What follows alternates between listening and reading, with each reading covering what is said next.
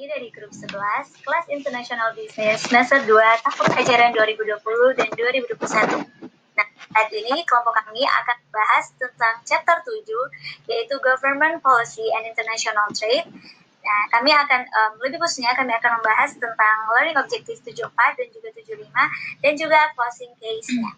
Nah, dengan saya sendiri, Kauro Baby Sharon, dan juga teman saya, Christina Malanda Tobing. Ya, nah langsung saja tanpa basa-basi kita akan masuk kepada Learning Objectives 74. Kita akan membahas Learning Objectives 74 yang akan dibahas oleh teman saya Tobing Christina. Oke, terima kasih atas kesempatan yang sudah diberikan. Saat ini saya akan menjelaskan tentang Development of the World Trading System. Ini suatu perdagangan internasional sebagai bagian dari kegiatan ekonomi atau juga kegiatan bisnis. Dan perkembangan terjadi ini sangat cepat. Dan karena apalagi adanya globalisasi, kini perdagangan dunia semakin berkembang dan juga menjadi pusat perhatian dunia. Next slide. Next slide. Oke, di sini ada From Smith to the Great Depression, di mana ini terjadi masalah sehingga terjadi depresi yang sangat besar. Namun, dalam hal ini ada yang membatalkan tindakan Smoot-Hawley, yaitu AS, sehingga menciptakan tarif import yang signifikan pada barang-barang asing. Sehingga depresi yang di dalam perdagangan dunia ini menurun. Di sini ada juga tahun 1947 sampai 1979, yaitu GATT, Trade Liberalization and Economic Growth. Ini di mana telah terjadi masalah atau kerusakan ekonomi yang dikarenakan kebijakan yang diambil oleh Smoot-Hawley. Namun, di sini telah muncul kesepakatan umum untuk tidak mengikuti kebijakan Hawley itu, sehingga kerusakan ekonomi bisa dihilangkan.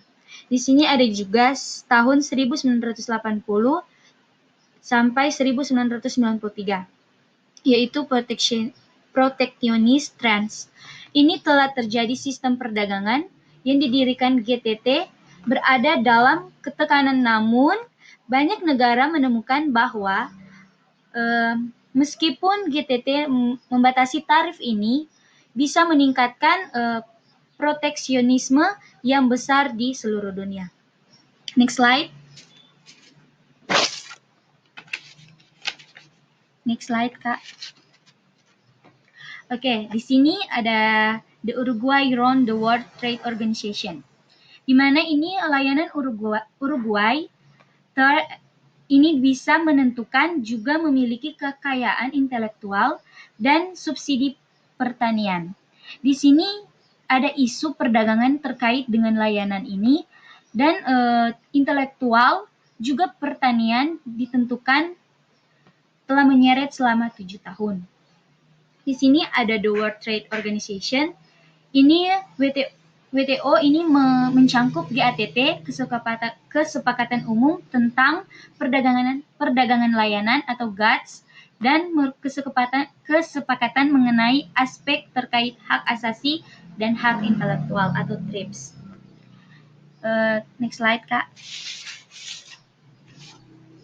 Ya, di sini ada WTO atau Expression Today, dan di sini ada WTO Global Police. Ini menunjukkan bahwa mekanisme kepolisian dan penegakan memiliki efek positif, sehingga di sini negara-negara menggunakan WTO karena merupakan pemilihan kepercayaan dalam prosedur penyelesaian sengketa organisasi. Di sini ada the future of the WTO unresolved issue, the Doha Round, dan di sini ada anti-dumping action. Anti-dumping action ini di sini WTO juga mendorong untuk memperluas jangkauan untuk mencangkup peraturan yang mengatur investasi langsung asing sehingga dibukanya perdagangan global dalam layanan. Oke, dari saya hanya itu dan akan dilanjutkan oleh Kak Sifni. Persilakan.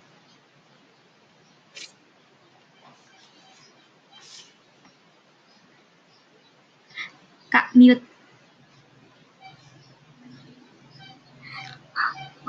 Ya, saat ini saya akan membahas tentang protectionism in agriculture atau penjagaan dalam pertanian. Nah, jadi ini anggota WTO ini atau World Trading Organization ini mereka ini prihatin dengan tingginya tarif dan subsidi di sektor pertanian di banyak negara. Nah, jadi WTO ini mereka berpendapat kalau misalnya menghapus tarif dan subsidi ini dapat secara signifikan meningkatkan tingkat perdagangan secara keseluruhan. Nah, juga dengan menurunkan harga kepada konsumen, meningkatkan pertumbuhan, itu dapat meningkatkan pertumbuhan ekonomi global dengan membebaskan konsumsi dan sumber daya investasi. Agar supaya itu dapat digunakan untuk kebutuhan yang lebih produktif nantinya. Nah, jadi ini maksudnya dengan menghilangkan hambatan-hambatan perdagangan dan subsidi produk ini dengan maksud supaya ini konsumen dapat diuntungkan. Nah,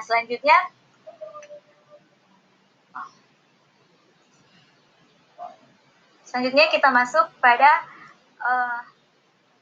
protection of intellectual property. Nah, di mana para anggota WTO orang percaya kalau misalnya dengan melindungi ini intellectual property ini, hak kekayaan intelektual ini sangat penting untuk sistem perdagangan internasional. Nah, supaya negara lain contohnya negara lain tidak akan ambil ide dari suatu negara. Nah, selanjutnya slide-nya terganti.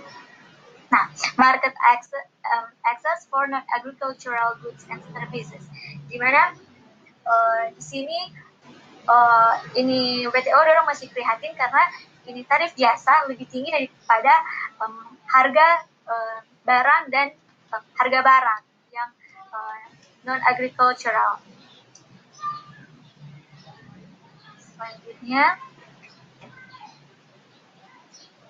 Selanjutnya berbicara tentang Doha. Nah, pembicaraan tentang Doha ini dia sudah berlangsung sejak tahun 2001 berkaitan dengan pemotongan tarif di luar perjanjian pemotongan tarif barang dan jasa industri. Juga ada perbincangan tentang penghapusan subsidi untuk produsen pertanian, juga ada pengurangan hambatan investasi, dan juga pembatasan penggunaan undang-undang anti-dumping. Nah, selanjutnya kita masuk pada perjanjian multilateral dan bilateral.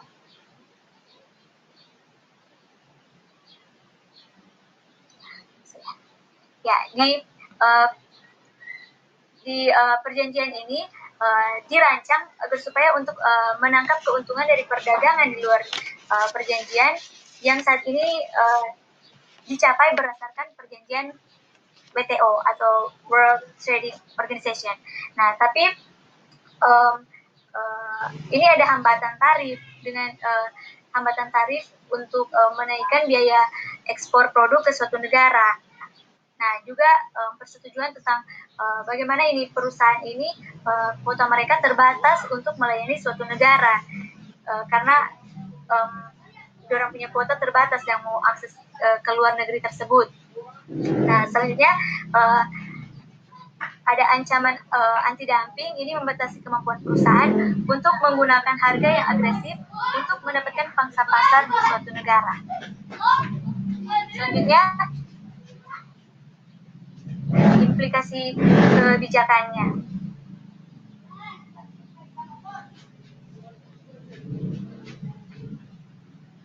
Nah,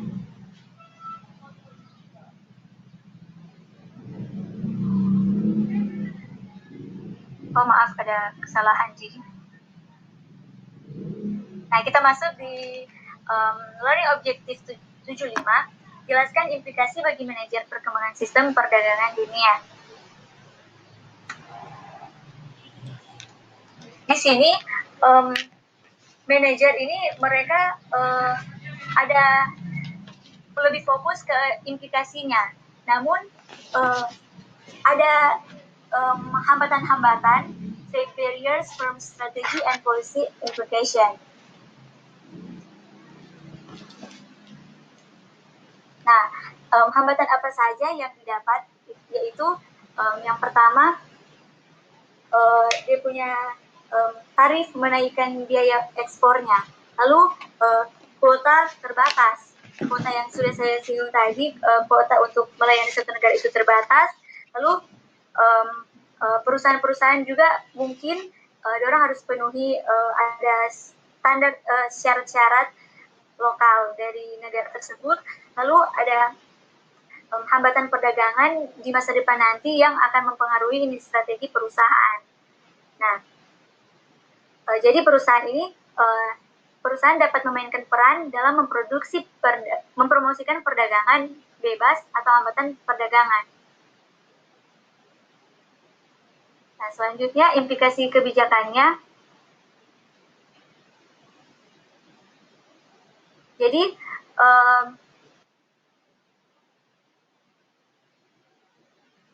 perusahaan internasional mereka memiliki inisiatif untuk melobi perdagangan bebas dan menjaga agar tekanan proteksionis tidak menyebabkan mereka harus mengubah strategi. Nah, namun ada 3 kelemahan intervensi pemerintah, yaitu mengalahkan diri sendiri karena melindungi yang tidak efisien. Pemerintah juga berbahaya karena mungkin mengundang pembalasan. Nah, selanjutnya juga tidak mungkin dijalankan dengan baik karena dapat ditangkap oleh kelompok kepentingan khusus. Nah, selanjutnya kita akan membahas tentang closing case. Nah, closing case ini secara singkat ini adalah Cina. Belum tak ganti gitu. Nah, closing case ini berjudul Is China Dumping Excess Steel Production? Nah, jadi di sini pada case kali ini di mana Cina dorang sudah memproduksi hampir dalam 15 tahun ini dorang memproduksi, dorang punya baja sangat besar dan dorang memproduksi besar-besaran. Nah, namun akhirnya mereka jatuh, dia punya perekonomian melambat dan akhirnya pemerintah di Cina itu mengalihkan orang punya fokus dari infrastruktur menjadi meningkatkan biaya konsumen. Nah, akhirnya ini karena dia punya harga baja merosot, Cina dorang rugi, dorang mengalami kerugian dan akhirnya dorang mau ekspor dorang punya baja di negara-negara yang lain dengan harga yang rendah. Nah, karena dorang jual dengan harga yang rendah, akhirnya ada negara-negara yang mengalami kerugian dan karena banyak yang lebih pilih ini Cina, baja dari Cina karena lebih murah. Sedangkan dorang punya kualitas juga bagus dan akhirnya ini mengambil membuat suatu keputusan untuk menaikkan biaya untuk yang tinggi ini untuk ini baja ini dia. Nah,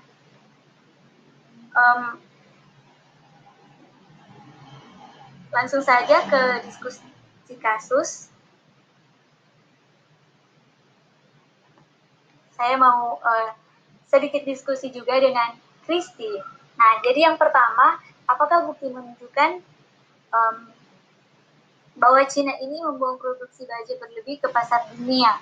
Nah, dari berdasarkan case yang sudah saya lihat, saya baca tadi, buktinya memang ada bahwa ini Cina dorang membuang produksi baja berlebih ke pasar dunia karena dorang memproduksi terlalu banyak, akhirnya bisa dibilang mubazir dan karena ekonomi menurun, akhirnya itu baja dijual murah di negara lain. Bagaimana kalau menurut Kristi?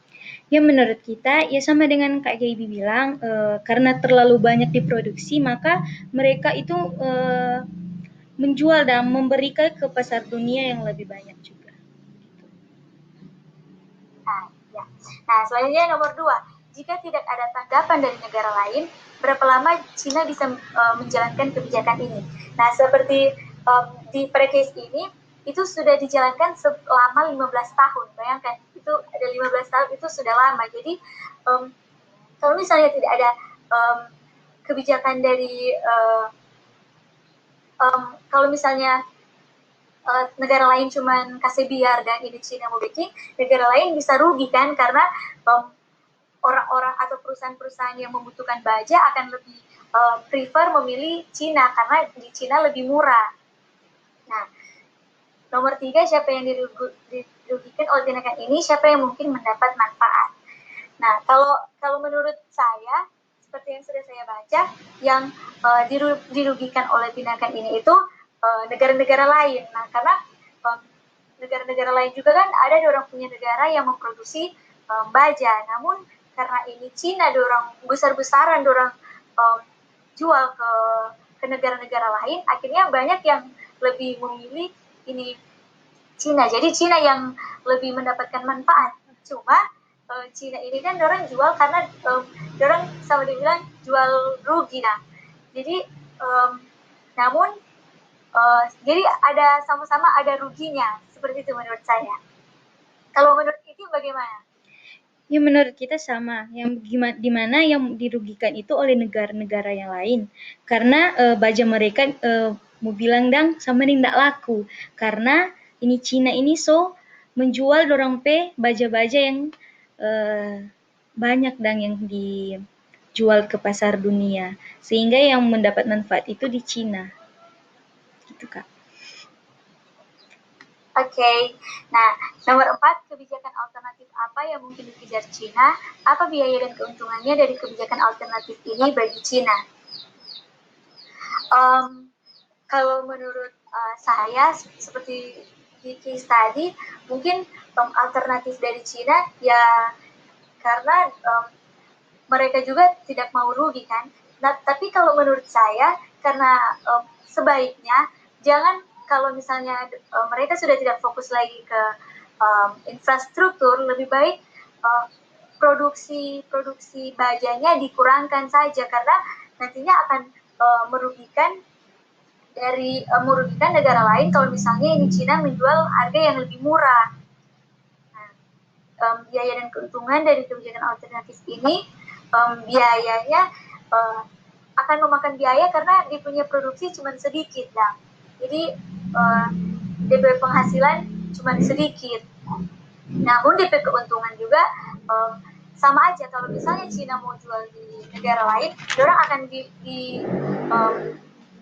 ada kebijakan dari negara lain akan harus membayar biaya yang cukup besar di sini. Nah, selanjutnya nomor 5, apakah UE, Uni Eropa, dan Amerika Serikat benar untuk memperlakukan bea anti-dumping yang signifikan atas impor baja Cina? Apa keuntungan dari kebijakan tersebut? Apakah ada kekurangannya? Nah, kalau menurut saya, dorang punya kebijakan dari Uni Eropa dan Amerika ini dengan melakukan memberikan biaya yang cukup besar itu, yang sangat signifikan itu, mereka memang memiliki keuntungan, dan keuntungan karena supaya ini bisa dibilang Cina tidak seenaknya untuk import barang di negara mereka. Nah, namun kekurangannya, kalau menurut saya pribadi, nanti negara-negara lain kan orang bisa ikut dan akhirnya Cina bisa rugi dan sendiri. Seperti itu. Kalau menurut Kristi bagaimana? Ya menurut Kristi yang sama juga dengan Kak Gaby yang Kak Gaby sudah utarakan, di mana ini anti dumping ini kan bersifat itu merusak tuh, sama yang tadi yang Kiti bilang dang, anti dumping ini sudah berkembang pada tahun 1990-an dan 2020-an, dan di sini WTO khawatir kadang dengan penggunaan kebijakan anti dumping karena ini bersifat merusak. Jadi menurut kita sama yang Kak Gaby udah bilang begitu. Oh, jadi menurut Kristi lebih ke kasihan Cinanya ya, karena ada ini anti dumping ini kan? Iya. Karena dorang bikin biaya yang biaya-biaya juga itu yang sangat signifikan, yang di case tadi sangat besar dan oke, semoga materi kita bermanfaat. Terima kasih Kristi sudah presentasi. Terima kasih sudah menyediakan device. Presentasi kita sudah selesai. Kami ucapkan terima kasih. Tuhan Yesus memberkati. Stay safe.